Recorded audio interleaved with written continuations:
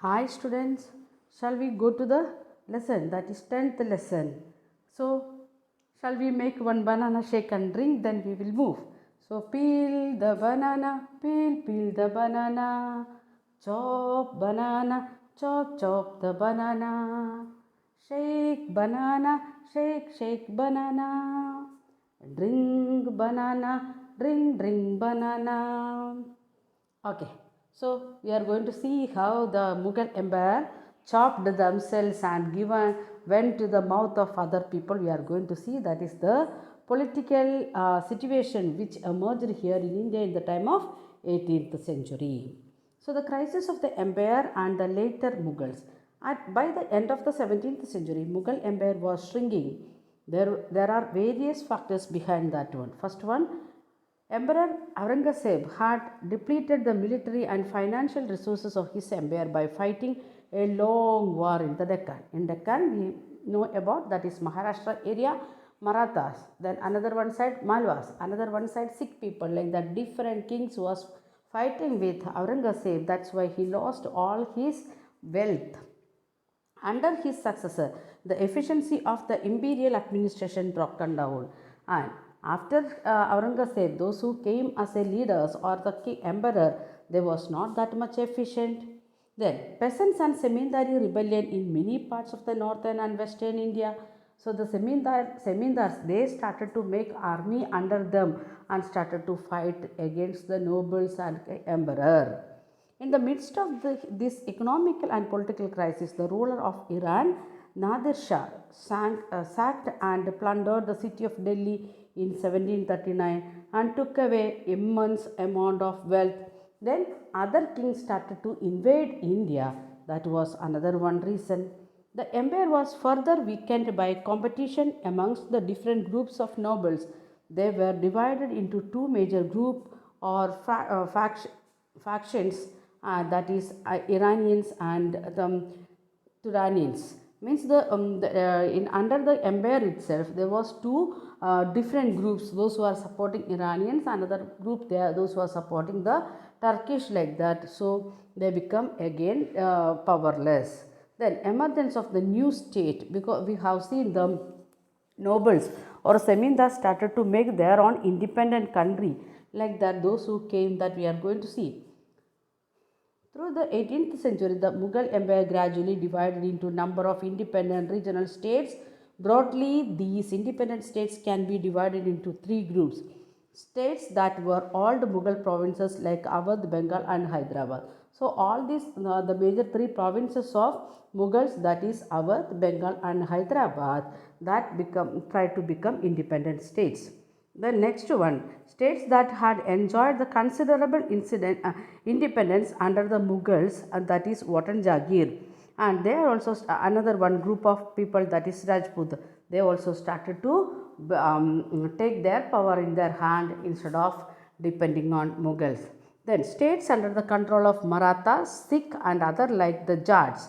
These had seized their independence from the Mughals after a long drawn armed struggle.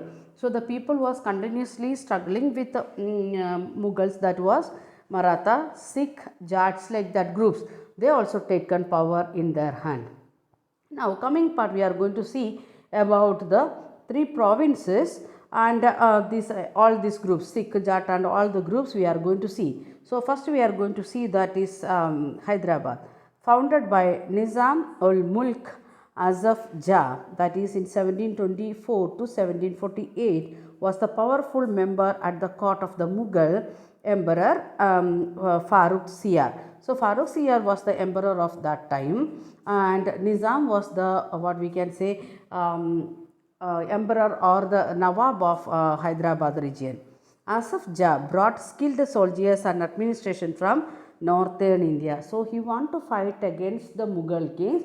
For that purpose, it may be Sikh people or Jat people, he brought anyway very powerful and skilled soldiers from northern India. He appointed Mansabdar and granted Jagir. So he also started to divide his area into small areas and given that duty to Mansabdars, and that is the post given by the post name given by the Mughal emperor. and another post was they was started to give salary also. The state of Hyderabad was consistently engaged in the struggle against Maratha to the west and with independent Telugu warrior chief Nayakas of Plateau. So from both sides, this Hyderabad region was, or the province was getting the problem. That is, one is with Marathas, another one is with Nayakas. Anyway, later they become a self-independent country. Next it is Awadh, founded by Burhan ul Mulk Saad Khan. Awadh was a prosperous region controlling a rich alluvial Ganga plain and the main trade route between North India and Bengal. So Awadh is the very prosperous area. Why? Because of the presence of the river Ganga and its tributaries, and that was the major route to reach to Bengal region also. So that time East Bengal, West Bengal together, or present Bangladesh and West Bengal of today, that together only one area we was calling is Bengal region. Then Sadat Khan tried to decrease the Mughal influence in the Awadh region. So he himself trying to overthrow the Mughal empire. He reduced the size of the Jagirs and appointed his own loyal servants to vacant position. So what the Jagir post given by the Mughal, that he reduced their power. If for example now Karur and Salem Namakkal, three districts was under one Jagir. What he done? He reduced that one only in Karur and he appointed another one Jagir for Namakkal and Salem. Same way he also tried to get power in his hand. The state sought the right to collect tax to the highest bidders called Ijardars. So he started to give that tax collection duty also to some other group who was given the means contract of that time, we can call like that way. So who given the highest contract like that way, he started to give, and the post what he made, that is Ijardars. The next one, it is Bengal, founded by Murshid Quli Khan. He very quickly seized all power and went with a formal Subadar office. He commanded the revenue administration to the state. Revenue was collected in cash with great strictness from all Semindar. So this was the condition with the Bengal region.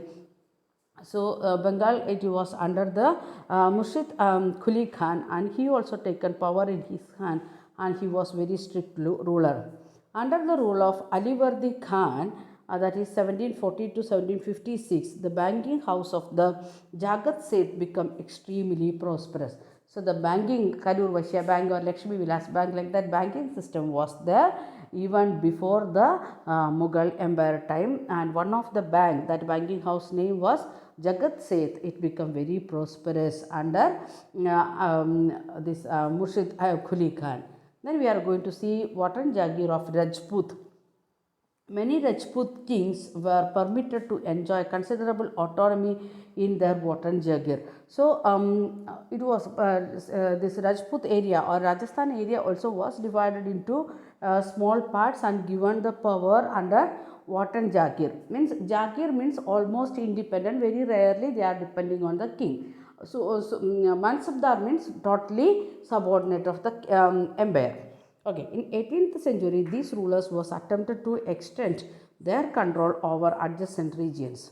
Raja Ajit Singh of Jodhpur held a governorship of Gujarat, and Savai Raja Jai Singh of Amber was the governor of Malwa.